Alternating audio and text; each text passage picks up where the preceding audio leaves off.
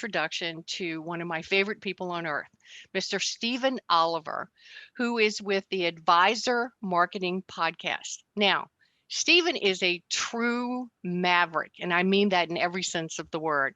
Not only in our business, but I have to tell you, his clients universally love him, and they grow at rates that they wouldn't believe it's possible. Now, on this podcast, in each episode, Stephen is joined by various members of his team or special guests to share insider secrets to rapid growth and high net profits in your financial advisory practice. So I just want you to know you're in for a wild ride, new information, and a lot of exciting new future because of Stephen Oliver. We are recording. Hey, and I am going to mostly let you give your background, but our topic today is really, in broad strokes, my favorite, which is marketing for financial advisors and other similar businesses, and in a more narrow cast, you have a tremendous background in live event, and live event meaning online or live in person, Right. Event orchestration, creating the right feel, environment, and so forth. Elyse, why don't you give everybody a little bit of your background, and then we'll talk about your current company and so forth as we go here as well. Sure. Thanks so much for having me. I'm Elyse Stoner. I am the co-founder of Custom Strategic Marketing for Wealth Advisors, and I'm also the founder and chief strategist of Fresh Perspective Consulting. As you said, live events are my thing, and just because something's online, as we can tell right now, right, there's a little sign up here that says it's live. So Sure. Usually the terminology I like to use is either digital events or in-person event. You bet. Because they're all live. Right. But I really am sort of in a different phase in my career, taking everything that I learned in the previous parts to help financial advisors. And I also do some work still in the education space of helping people increase what I call the ROM of their moments. An event is a moment. And so many people for so long are like, the ROI on these things just sucks. And I had this moment where I said, you know what? You're measuring the wrong thing. So by working with our clients to increase their ROM, they can maximize the marketing value of this live opportunity. You bet. You bet. Our ROM return on the moment, if I'm correct. Absolutely. Yeah, absolutely. And with, in all those different fields, and of course, we've worked with law firms and some other similar businesses as well, but, predominantly, strangely, martial arts schools and financial advisors, which interestingly have all the same problems and all the same needs and all the same preconceptions, it seems like, regarding this stuff. And, within the, and I'll use your word, the digital space for meetings, I found there was a trend there for a while on fake live, right? Is, here's the webinar and pick your time. And really what it is the recording that I'm pretending that it's live. And from whether it's the experience that is the emotional experience and engagement of the participants, or whether it's the sales effectiveness, whatever the sale outcome is, right? Oftentimes it's to make an appointment, or it's just to be, excited with the advisor, or it's an opportunity to bring their friends. The pretend live thing, I always felt like it was a bust from day one. Is there's just something that's different about it's a recording, and not that there's not a place and time for recordings. I mean, look at podcasts, are very productive, but trying to have a recording and pretending you're having a live event is two different things. I was involved with, I think we talked about it. I went out to Boise, Idaho, and there's a company you may be familiar with, ClickFunnels, and they were doing a live event promotion, legitimately live, for Dan Kennedy's company, Magnetic Marketing, and they had 20,000 people all live at the same time. But it was very interesting orchestration. I really enjoyed it. I'd never been involved with something quite that big, but they had the stage set up. They had a little bit of a live audience, but mostly you could see a number of, you couldn't see 20,000, but you could see a number of the participants live on Zoom screens, just like this. And then you had the discussion forum. You could read. So while you were speaking, you could speak to real people rather than speak to a camera with a teleprompter. And I always find that's, the experience of watching a newscaster or watching a politician on a teleprompter versus the type of event that I'm sure you orchestrate, where it's natural and it's relaxed, perhaps very rehearsed, but is a completely different experience. It is, but there's also this thing that lies in the middle, which we refer to as hybrid events, right? Sure. When the pandemic happened and everybody was caught going like, what do I do now? You bet. That allowed this mode to kind of rise to the top, right? The fact that we're even having this conversation right now, live on Facebook, being recorded for a podcast, wouldn't have happened in 2019. It probably would have been, oh, you're out in Denver, I'm out in Philadelphia.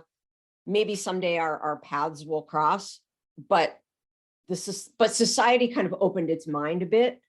And the other part of my background that I bring to this, and really why my company is called Fresh Perspective. I worked in the sports and entertainment field for decades before I kind of took what I learned there and brought it to this space. And one of the areas where I was heavily involved was television production, and television production as it related to live sporting events. And fast forward, as people are like, hybrid, what's that mean? I'm like, have you watched the Super Bowl? Right. Right. It's happening live. You're watching it remotely. There are recorded elements to it, but yet it's extremely effective. And there are guides, we call them play-by-play and color commentators in the sports world, but there are guides who are kind of taking us through this moment, and that we are sharing it either with others in our space, others in a stadium. So we can very much do that and kind of bring those elements into what we're doing with financial advisors and their events. I'd love to work with someone who had a budget, like some of these television budgets. Sure. But there are ways certainly to be able to do that in that same thing. So it's not really as scary as it sounds. And one of my favorite things, quite honestly, you're talking about like the recording.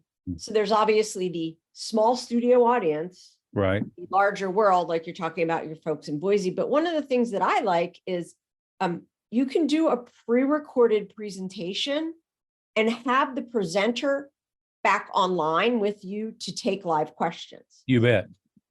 So there's a bit, the magic of television comes to our computers, and it's nothing to be scared of. It's nothing to look down upon. It's actually kind of bringing all these worlds together, and it's actually extremely effective. Oh, absolutely. And in fact, the event I talked about in Boise, that's what they're doing now, is they're hybriding it. So they have the host, and then they have the presentation, for instance, the one that I did, that they're playing as if it's live, and then they're coming back in and doing live Q&A, and so they're hybriding it now. And as I hear, the numbers I've heard it's been very effective. I had another friend, and he did, interestingly, people had recently filed bankruptcy, and he did seminars in different cities. And he went from traveling from city to city, filling a ballroom and he was very successful with it, to he recorded one of the presentations, and then he would come in live at the front end and at the middle and at the end. And mostly it was recorded, but it wasn't clear. It looked as if it was live, and that worked very, very effectively for him as well. And so, just as you're saying, there's any number of ways to split that middle there. Yeah, and this is all very technical and important, and a very small part in this ROM cycle, if we will. Right, this is actually the production part of this, but the full circle of increasing the return on your moment starts when you are planning the event and understanding your communications and who you want to fill the room, right? You bet, Whether you it's a bet. Zoom room or a ballroom or Yeah. a stadium. And targeting that communication to get those people in, to hear your message, to tell them what you need them to do, and then having the right follow-up to get them to do that. That's where I work. And Angela York and myself with Custom Strategic Marketing for Wealth Advisors, really this whole idea of event strategy. Right. People look at us and think, oh, you're event planners. And my somewhat kind of flippant response is, you know what, because I really don't give a damn what color the tablecloths are. Yeah, sure. And what the centerpieces look like. The thing that I can bring to advisors is this marketing strategy that comes around events. I can pick out your tablecloths if you need me to, but I'm going to probably be the most expensive party planner you've ever had if that's the case. Yeah. You don't want to get involved in that level of trivia. The well, let's go to rubber meets the road. So if I'm a financial advisor, and let's say I'm 20 years in and have an established clientele, but I want to either shift direction or I want to be more effective. And I've done this analysis with any number of advisors recently who, they get okay results from, let's say, live dinner meetings or live presentations, sometimes at the library, sometimes at a local hotel or one thing or another, but they really aren't knocking it out of the park. Go through your diagnosis and your planning, because I was talking with Angela before and then with you, and your system for really targeting in and honing is very sophisticated. So let's talk about that a little bit. Thank you. Yes. So, when I started in this event marketing strategy space, someone's like, well, like, what motivated you to do this? And before I could stop myself, I'm like, my mission is to get rid of bad events in the world. Yeah. And what I feel is events are sort of like our dogs, right? And I'm sure you've heard this saying is there's no such thing as a bad dog, just bad dog owners. Right. I believe that's the same with events. And what makes something a good event or a bad event really is in the eye of the beholder, in the eye of the attendee. So that is where we start with our clients.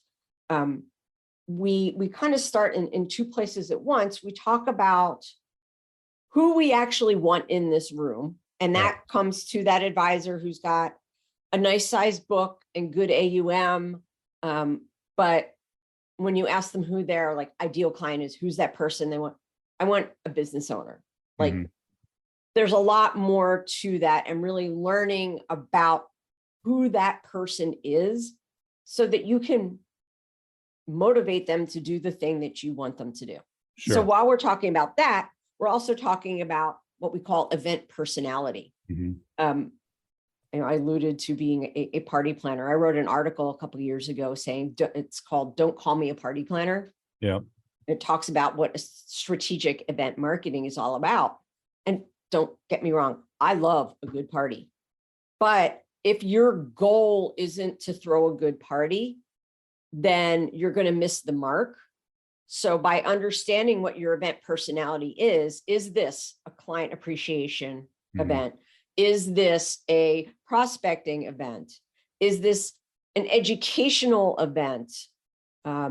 Is this an event to motivate people to do something? Doesn't usually happen so much in the advisor space, often in like the nonprofit space. Right. When you understand what that event personality is, it helps you really understand what it's going to take to make a successful event, because then you're really setting goals and measurement tools to define success.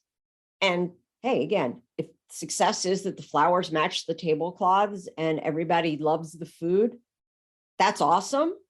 But a lot of people that we find, that falls into the ROI of this event sucks. And I hate it. Sure. Well, and let's unpack that a little bit. Many years ago, I bought a trade association, and we were doing a big convention, and I had Dan Kennedy, who's a very high profile marketing coach, and his partner at the time, Bill Glazier, down at our office. And in preparation for the event, we must have spent 4 or 5 hours talking about what the theme of the event was going to be, and that tied to the marketing, it tied to the who we wanted in the room, it tied to the feel. And at the time, I kind of felt like, well, we spent way too much time on that deal.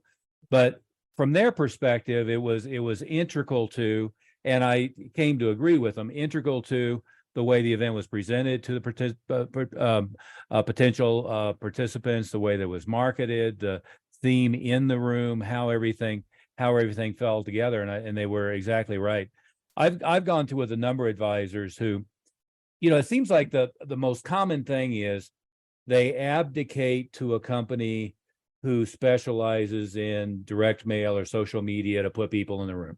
And then their view of what an event is I'm going to talk about this technical topic, and then people who are from this age to this age with this amount of assets, I'm going to try to get them to make an appointment. And they end up with several different problems that I have seen. First, the abdication to somebody who doesn't have the same objectives that they do. And those companies, and some of them are very good. It's not what you do, it's not what I do, but some of them are very good from a standpoint of they can mail, follow up, maybe even do calls confirming getting people in the room, but they don't have the same objective.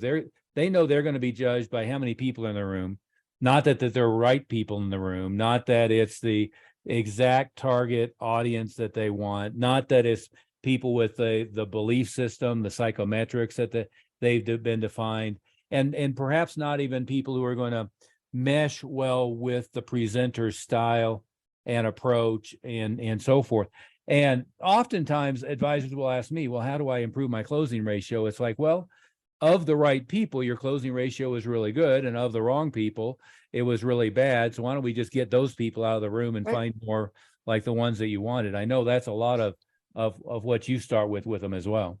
Exactly. And while events are what we call like the rocks in the stream, and the stream is your overall marketing as an advisor or as anybody. So some of the same strategies that you're using for your event, you should be using for your entire marketing. You bet. And these things like you're talking about, and we talk with our clients and are speaking at different events for advisors, this whole idea of ideal client and helping people understand, as you alluded to, is ideal client is just not a demographic. Right. An ideal client is a combination of what we consider three things: the demographic, the psychographic, and it sounds kind of nerdy, but it's like the attitudes and how somebody sees themselves in their world. You bet.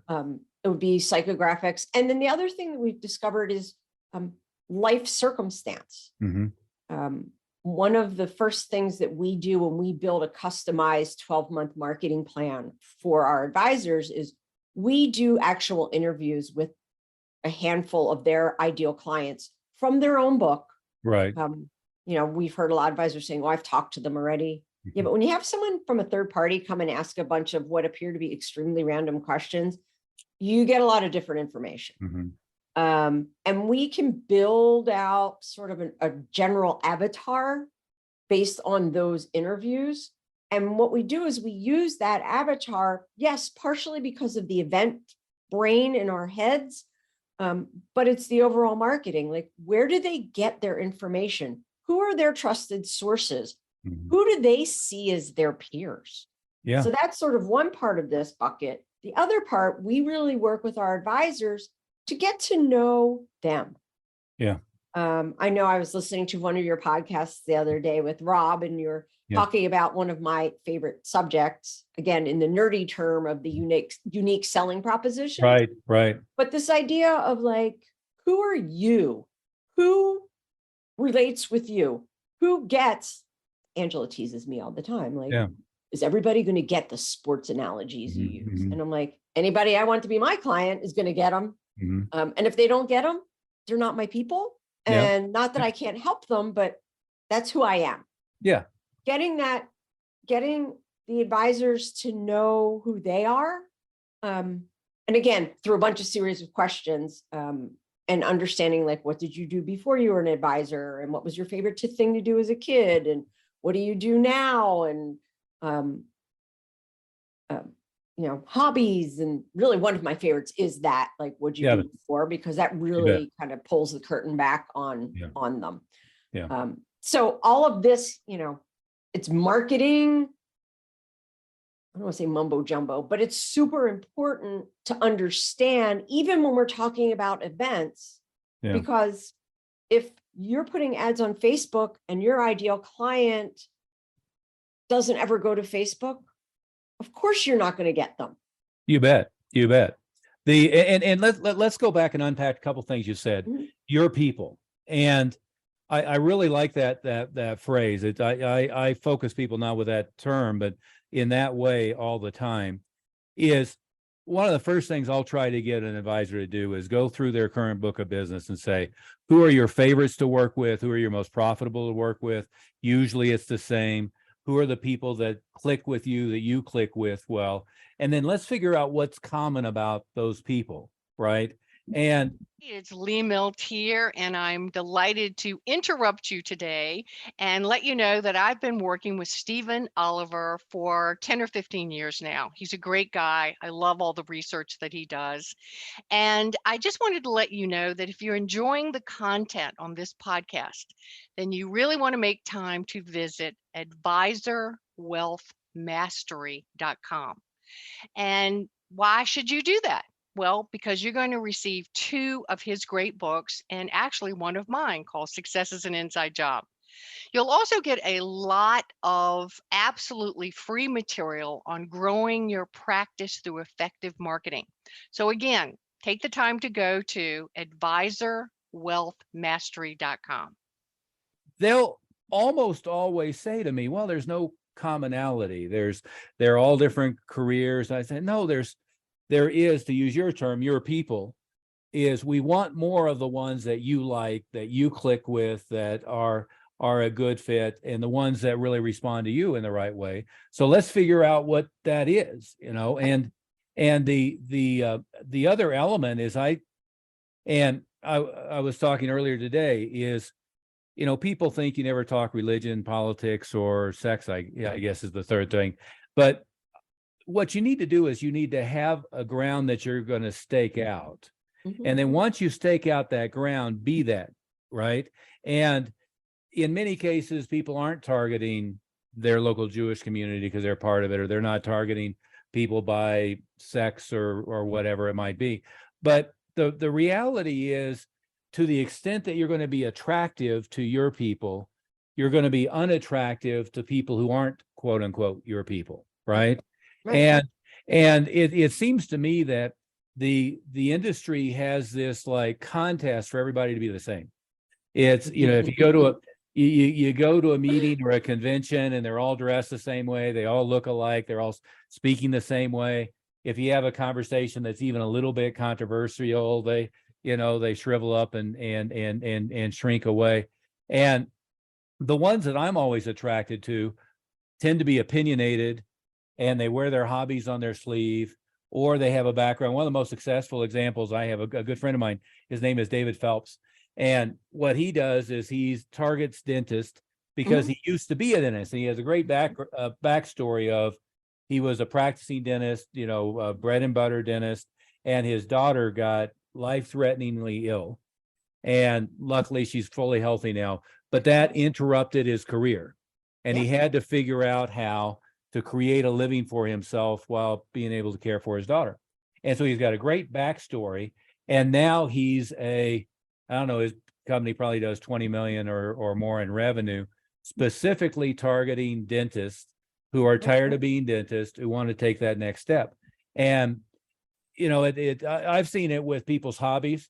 I have an advisor who's into Porsches, and he's got a collection of 911 turbos. And I keep saying, why aren't we doing a meeting at the dealership? Why aren't we advertising in the Porsche Club, the PCA, the Porsche Mhm. Club local newsletter, the regional, the national? Why aren't you the go-to guy? You should be a columnist. You should have, and I want him to get the office where here's the garage of the Porsches, and there's the glass wall, and here's the conference room, right? I mean, go all in, right? Because people who aren't into that will think it's cool, and people who are into that, you'll be their guy or their gal, whatever it might be. It's I don't know what. Do you have a sense of why they're so afraid of just trying to be the same as everybody? Well, I don't think they're afraid of trying to be. They're Well, afraid of they're being trying to their be. own. They're Well, trying I to be. think Yeah. I think a couple things that I Yeah. have learned over the couple of years I've been doing this. They're not programmed to think that way. Yeah. And there's a certain vision, and we say it when you say the word financial advisor, except for your listeners, right? There's a vision that comes into your head. Mhm. And everybody thinks in order to be successful, you have to be that vision. And that's not the case. And we found this, we were speaking at a conference last fall, and we were talking about USP, and like, you could just watch some of these advisors' heads like exploding because they're like, no, is that about me? Or is that like my firm? Or is that, and it's like, are people buying your firm, or are people getting into a relationship with you? Yeah. So the answer is, if you want them to be in a relationship with you, then it's got to be about you. Yes, you want to be delivering on your promises. That should be part of who you are. And if you're with a firm that doesn't deliver on the promises, then maybe you're at the wrong firm. Yeah. But the whole idea is, I think there's this picture in people's heads of what that should be. I think we are moving away from that, as we watch more and more women become very successful financial advisors. I would bet that when I say financial advisor, the picture that pops into most people's heads are not women.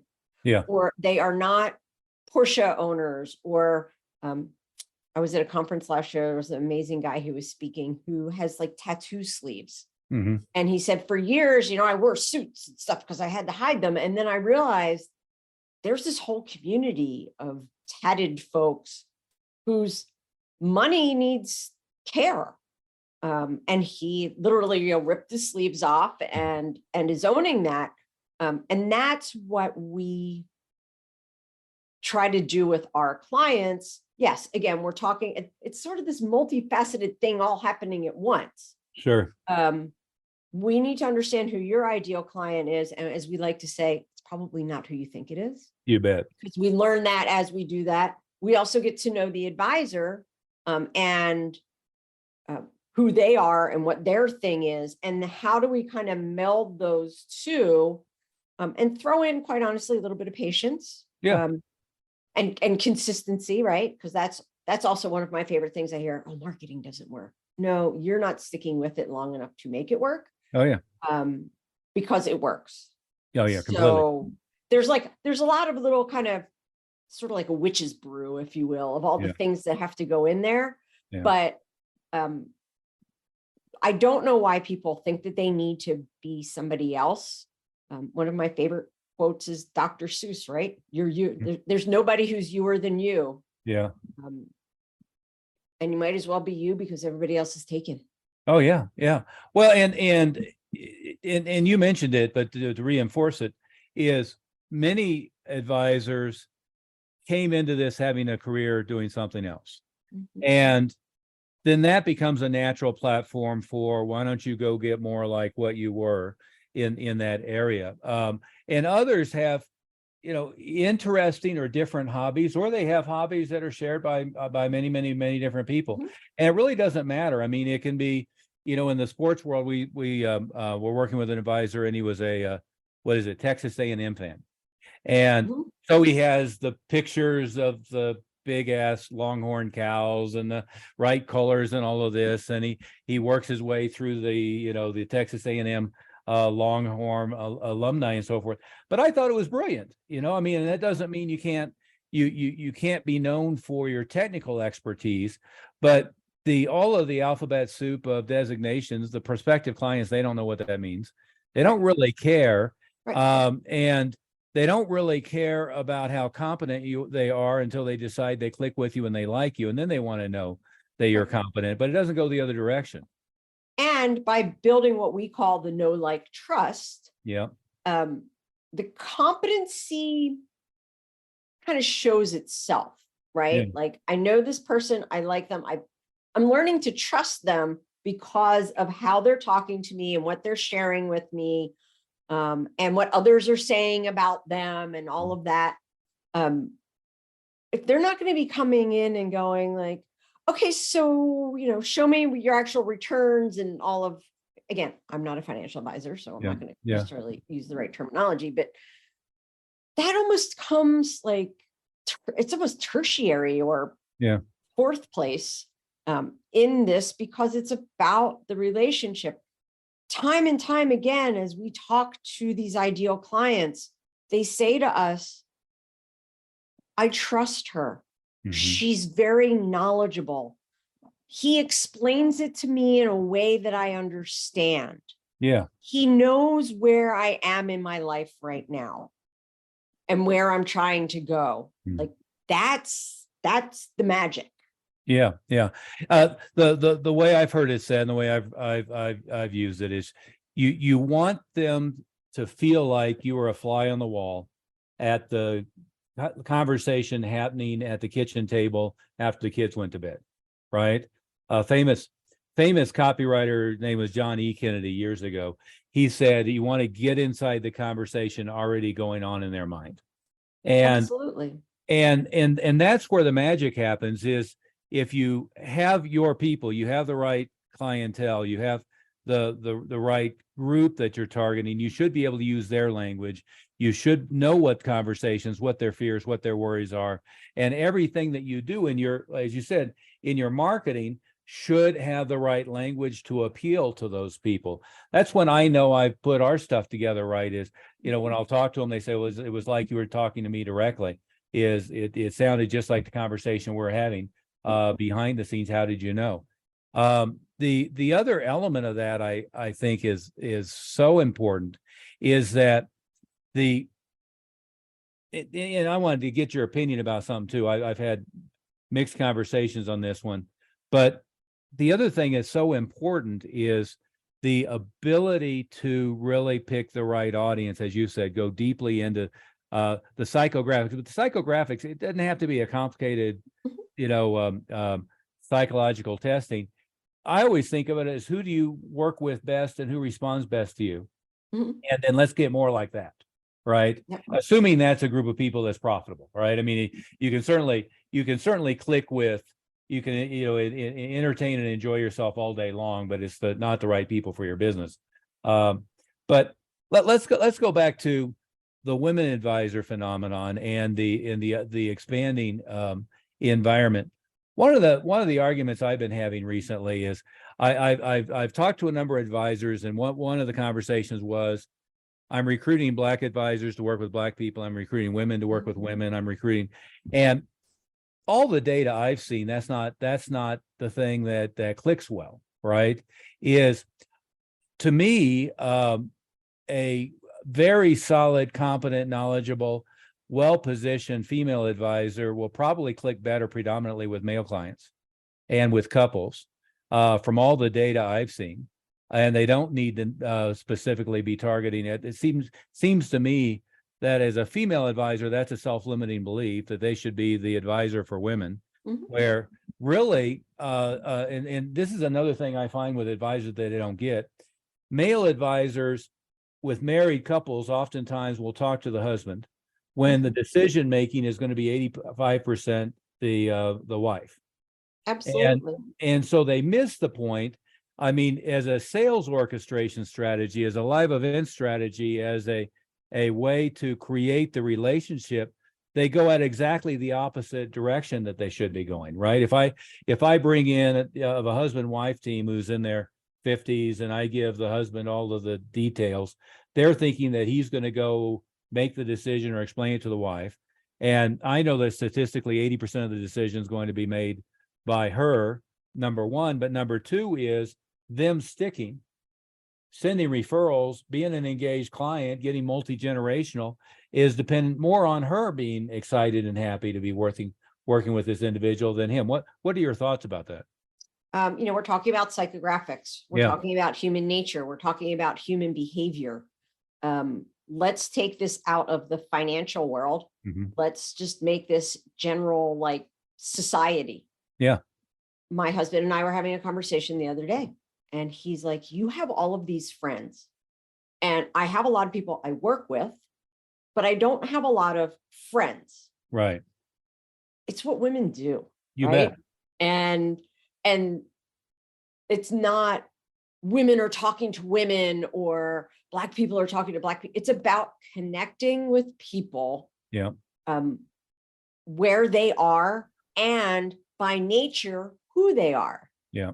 I've talked again with a lot of our advisors, and we talk about client referral programs, and it turns out most of their best referrals are coming from women, just because that's who women are. You bet. You bet. So I think it's more about, if we're talking about diversity in a practice, it's about diversity of thought. It's about diversity of connectability, if you will. Yeah. Diversity in who's willing to do, or not even willing, who's good at doing different things. Yeah. Yeah. And I think that, again, we go back to this conversation of, like, when you say financial advisor, what do you see? Now we're beginning to see more different types of people as well. We should, because there are more types of people who have resources that need to be invested and nurtured to take care of themselves and their generational folks. Yeah. Along the way. Yeah. Well, and there was just a couple of months ago, the Wall Street Journal had a feature article, and I forget the stat. I'm going to butcher it, but it was something like 65% of the wealth in the United States is controlled by women, and either controlled by women because, they earned it themselves in a high earning career, or because they lived longer and the husband died, or through divorce, or whatever it might be. I mean, there's a number of factors, but again, it always seems to me that if I was a 55-year-old male advisor, I would be well suited to really evaluate my sales process, to not to fully include in a married couple, the wife, to really be attractive to women, to be able to explain things, not that women need things explained differently, but they are going to be, in many cases, overgeneralizing, of course, more focused on the relationship first. Right. And I see advisors, and you said it a different way earlier. They were asking about USP, and you mentioned me or my company. I see a lot of advisors who get focused on product. I have this thing, this product, and no. I mean, that's like the last piece of the conversation, all the way down to, the very bottom of the list. It's about being interested in the other person, building the relationship, having all the decision makers engaged, having an attractive process through. I go back to, again, friend and mentor Dan Kennedy. I was whining to him a couple months ago, and I said, well, these advisors just like don't get marketing at all. I used your term, they don't think it works. And what his comment was well, they think in terms of sales and they think in terms of advertising. They don't think in terms of marketing. And I asked him for clarification on that. And what he said was all the things you and I are saying, which is they don't understand that if you're generating leads, you better be generating the right people from the right source, from the right place. And then you need to have an overarching communication strategy that presents you exactly as you are to the people that you want to target. So they think they can go to a lead source and just buy leads, and that then they can pitch them a product and it's going to work out well. And and some of them are even worse than that. I was seeing the woman who is in. It's Lee Milt here, and I'm delighted to interrupt you today and let you know that I've been working with Stephen Oliver for 10 or 15 years now. He's a great guy. I love all the research that he does. And I just wanted to let you know that if you're enjoying the content on this podcast, then you really want to make time to visit advisorwealthmastery.com. And why should you do that? Well, because you're going to receive 2 of his great books and actually one of mine called Success is an Inside Job. You'll also get a lot of absolutely free material on growing your practice through effective marketing. So again, take the time to go to advisorwealthmastery.com. Charge of the combined, was it Bank of America, Merrill Lynch, Mhm. and it was a DEI conversation, which I thought was completely ludicrous. But she said basically their old approach of just bringing in people and having them do cold calls over and over and over again doesn't work as well anymore because it leaves out women and minorities. And so they're shifting them to doing cold contacting on LinkedIn as their primary strategy. Well, it was the dumbest article I think I've ever read, because the strategy of just picking up the phone and cold calling the white pages, whatever the current equivalent is, the problem was never that it doesn't work. The problem is it was a stupid strategy to begin with. Right. Rather than positioning yourself as the expert, you're some random person calling to beg for business. And on LinkedIn, the the inbox, and of course you can automate all this stuff, but people's inbox is inundated with people begging for business, but it does nothing to position yourself, does nothing to create the USP, and it does nothing to put yourself as the guru on the top of the mountain.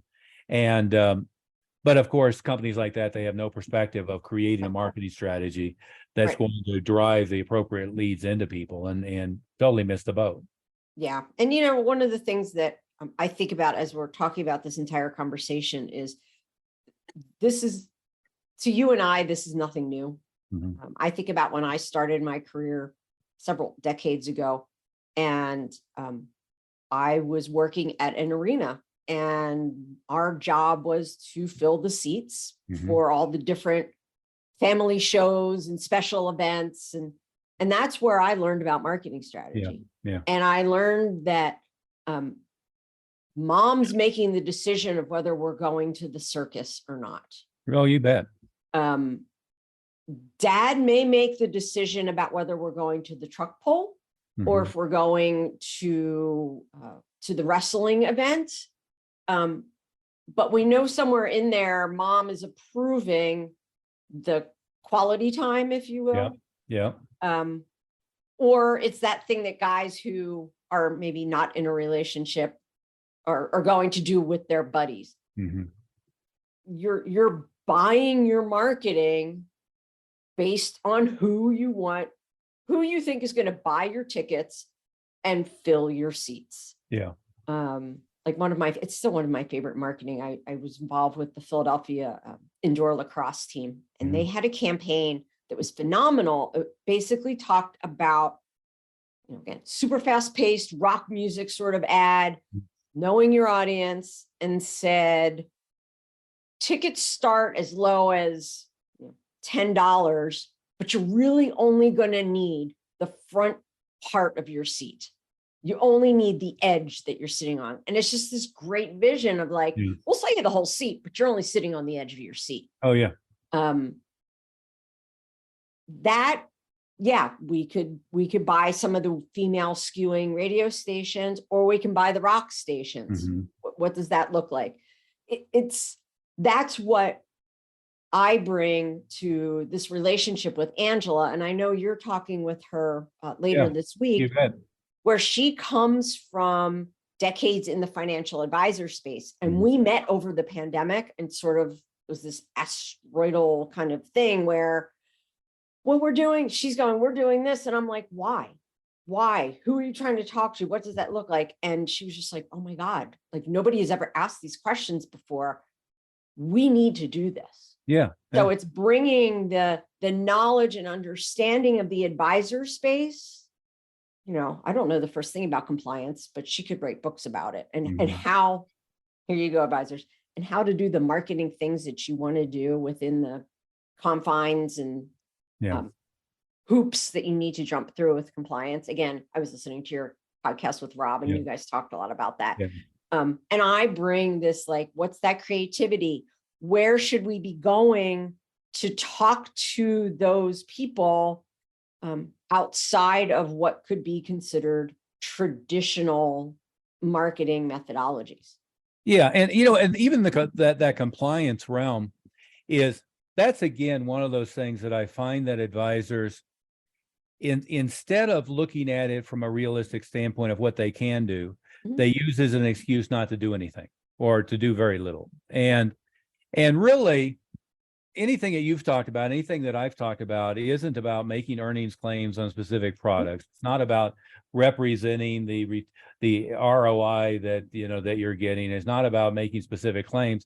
It's about becoming a personality that is attractive to your target audience, and really knowing who your target audience is, and then building that personal relationship that turns into a business relationship that then becomes one where you can show them why you're the credible expert in what you do. And so the fear of compliance is, and it's understandable. I mean, I was talking earlier, you got the Bernie Madoff series on HBO that rekindles that whole scandal, and you've got the what's his name, the crypto guy that just defrauded. It's understandable.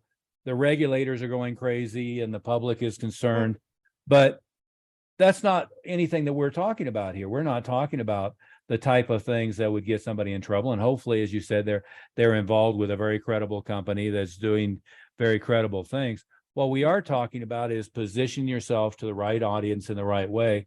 And there's no need to be milquetoast. There's no reason to be the same as everybody else for any possible compliance issues. And here's the other part of that. I completely get the fact that there's a reason I am not a financial advisor. And there's probably a lot of really good reasons why a lot of financial advisors are not marketing professionals. Mhm. So this fact of, like I said, I feel like for what Angela and I bring to the table, we kind of bring that best of the both worlds in to be able to calm any fears, help kind of walk that road. And as we always like to say, letting us do our job so you can do yours. Sure. Because we talk to a lot of advisors, I want to do marketing. Like, I know I'm supposed to, but like, when, how? And I'm like, when someone says to me, for example, tell us about your ideal client. Again, I go psychographics. Somebody who believes in a village is our ideal client. Somebody who, I love marketing and I'm interested in marketing, as they like to say, but I'm willing to like work with somebody else who does it better and brings decades of experience. Like, I know where the bodies are hidden, so to speak. Yeah. I know where the potholes are. You as the advisor don't have the time or the energy to be messing with that stuff. Yeah.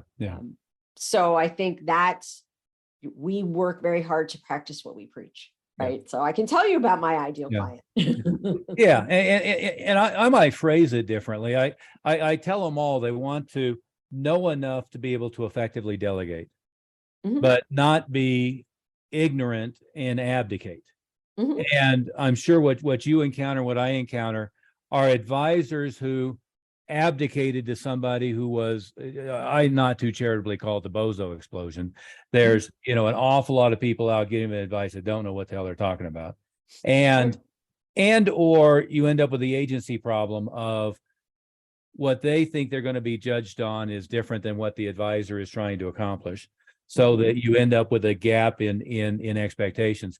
And so what I always try to get with our clients is, I'm not telling you have to do the physical labor. You don't have to get inside of Google and understand the algorithms, but you do need to know what a good outcome is if you delegate that piece to an agency. If you're delegating LinkedIn and Facebook, you need to know what your outcomes are. What's a good opt-in rate to appointment rate to new client ratio? what can you afford to spend for a new client? Therefore, what can you afford to spend for a meeting? What can you afford to spend for an opt-in? Are they hitting your numbers? Are they not hitting your numbers? And what I find so many times is advisors think of themselves as either a planner or a salesperson, but they don't think of themselves as a small business owner, where they've got to understand the processes enough that they can then hand it off to either an employee or to an outsourcer who can then do it for them. And that's something I learned very early on is I remember I hired well, it's probably the highest profile, most expensive ad agency in Colorado at the time. And my instincts of what they should be doing were completely at odds with everything they were doing. And by the time it was done, all of the stuff that I was creating worked much better than the stuff they were creating. And I was at the time, I was doing an MBA, it was an executive program, and unusual for such things. The marketing director had been involved with the Courage Silver Bullet campaign, Passport Radar Detectors, big stuff. And I took all of our advertising and laid it out. Ron Giss was his name. And I laid it out to Ron and I said, which of these do you like better? And it was a wonderful lesson because I laid out all the stuff the ad agency did and all the stuff that I did, thinking he was going to like their stuff because theirs was more professional. And he looked at it and he goes, which one pulled better? Right. I said, well, this one pulled better. He goes, oh, I love that one. I was like, that's the right question, isn't it? Which one brought the right people in? Which one closed it well? But again, the mistake I think gets made is an advisor has to know enough about what you do, about what I do, about what an outsourcer would do. And I'm more in the mode of training them enough that they can hand it off to other professionals. But they have to know enough that they can delegate effectively and not lose control over their business. And they have to be focused on, and I see this happening, some very big advisors, they've got, 200 million, 300 million assets under management. They've got staff, but they tend to abdicate to their staff. They hire somebody to do a role, and then they're mad at them all the time that they're not accomplishing what they want to accomplish. They don't know how to effectively delegate. That's a leadership issue. I mean, that's a whole separate conversation. Yeah. About a leadership. But I love what you said, because we talk about this all the time. We're all small business owners. Yeah. My business may be marketing, your business may be marketing. The people who are watching today, their business may be advising and planning and helping people reach their financial goals. We're all small business owners. There's a lot of things that we share. There are some characteristics that we share. It's just, there's obviously some other big differences. And again, those are the people that we get it's not even so much we love to work with. We do love to work with, but we can get the best results for them because they have that view of the world. Yeah. Hey, Elyse, we've been going on for quite a while now. It goes quickly. I think it's been a great conversation. Tell everybody a little bit more about what you do and how to contact you if they're interested in your company. Custom Strategic Marketing for Wealth Advisors is the correct name of the company. Absolutely. And the best way to kind of learn more and to build the know, like, and trust, I know today is a really great start. We have a business page on LinkedIn, Custom Strategic Marketing for Wealth Advisors. Come and like that and follow us. We share all kinds of tips and ideas from the real world and things that we've done. That would be that I'm and there it is. Using as a crib sheet as we go. Excellent. If we're talking a lot about events, if you have some more questions about events, drop us an email at strategicmarketingforadvisors@gmail.com. And hopefully we'll have that in the show notes. I'll have everything you sent me in the show notes as well. Okay, great. And if people want to set up a consultation, we do have a special deal for people who have stuck with us this long, where we can help save some money and really also learn about what you're doing and talk about these things like ROM and event strategy. Sure. And yeah, I mean, this has been a pleasure. And it's interesting. People are like, you're both marketers. Why would you have this conversation together? I'm an analogy girl, so forgive me. Go right ahead. The analogy I love to use is we've all been to Baskin Robbins, right? Yeah. There's 31 flavors in that case at any given time. It's all ice cream, but some speak louder than others to the individuals. So Stephen and Angela and I are different flavors of ice cream in your ice cream case. So let's have an ice cream party. Yeah. And I've said it differently before, the people at the very top are always looking for a slight edge, right? Mhm. Is oftentimes they're not going to get one idea that's going to triple their results, but they're going to get a whole bunch of 5% ideas. And, from the standpoint of other people who are kind of in the same, the same niche doing similar things, is I find the really sharp people either work with a number of different people in series or parallel, and are always looking for that slight edge. And there's no reason, if it's the bozo explosion types that are concerned about competition because they don't want somebody to interact with somebody and figure out how clueless they are. But if you know your stuff, you're not concerned about that in any way, shape, or form. Exactly. Hey, Thank you so much. It's been great. And I hope to, I know I'm going to talk to Angela, and then hopefully we'll get all of us together sometime soon as well. Oh, and I sent you a copy of the book. Did you get it? Good. Well, any good takeaways from that? I could. I will. Full disclosure, it's a bit textbook. It's thick. Yeah. So I've been kind of like dropping in and out of it. Yep. But I think it's something that, it's got a lot of great information in it. And if people want to talk to me or talk to you or talk to Angela about what they're reading, it's awesome. It's a great starting point. I think you'll find it very congruent with what you're focusing on. So that's why I ask. Okay. Well, thank you very much.